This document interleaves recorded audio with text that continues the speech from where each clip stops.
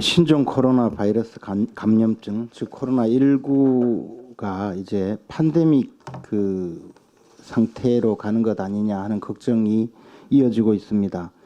지금 환자 수가 확진된 환자 수가 100명을 넘어서고 이제 군부대 내에서도 오늘 아침에도 충청도 일원의 군부대에서 또 감염 확진자가 나왔기 때문에 어디로 갈지 모르는 상황이 되었습니다.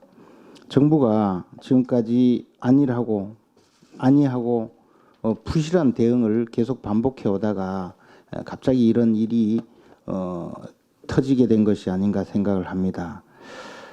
이 신종 코로나 첫 환자 발생 이후 한 달이 지나도록 정부의 지역사회 감염 대책이 무방비 상태 수준이었습니다. 북한에서는 쑥을 태워서 방역을 한다고 하던데 우리 대한민국의 방역도 뭐 그 이상 수준이 아니었지 않나 뭐 그런 생각이 듭니다. 지역사회 감염책이 구축되어 있었다면 병동이 없어 입원을 못하는 그런 사태가 발생하지는 않았다고 생각이 됩니다. 이미 제한적 전파 수준을 넘어서 지역사회 전파 또는 전국적 확산 수준인데 지금 감염병 위기 단계를 상향 조정하고 이제 심각한 단계로 행동 준칙도 새로 설정하고 그렇게 해야 되지 않겠나 생각합니다. 이미 4차 감염의 공포가 몰려오고 있습니다. 정부의 즉각적인 조처를 촉구합니다. 확진자 확인 당시 확진자가 확인되면 즉시 해당 지역의 주민들 상대로 문자로 그 사실을 전파를 해야 됩니다. 그래야 불안감이 해소됩니다. 전염병 사태에서 가장 경계해야 될 것은 막연한 공포심이라고 합니다. 어제 제 지역구인 상주에서도 확진자가 발생을 해서 곧바로 시청에서 문자 메시지를 보내왔는데 보니까 어디 동선이 어떻게 되었고 어떤 동선을 거쳤기 때문에 그 동선을 함께한 분은 신고해달라고 하고 그 외의 분들은 안심하셔도 좋다 이런 문자를 받았습니다.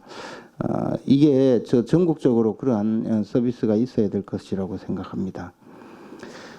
자가격리 기간 14일이 과연 적정하냐 이것도 전문적으로 이제 재검토할 때가 되었다고 생각이 됩니다. 코로나19의 잠복기가 당초 예상보다 훨씬 긴 것 아니냐라는 우려가 쏟아지고 있기 때문입니다.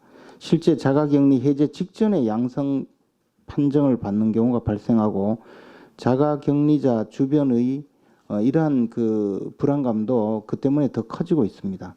끝으로 가장 중요한 것은 또 다른 문제가 지금 발생하고 있습니다. 즉 코로나19 환자가 응급실로 들어서 응급실이 폐쇄가 되면서 생명이 위독한 다른 응급 환자들이 지금 치료를 못 받는 사태가 발생하고 있습니다.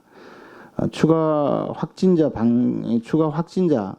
감염자 방지를 위해서 응급실 폐쇄하는 조치 자체는 불가피하지만 다른 응급 환자들이 그로 인해서 응급 조치에 문제가 발생해서는 안 되기 때문에 이 점을 정부가 각별히 지원책을 마련을 해야 될 것입니다.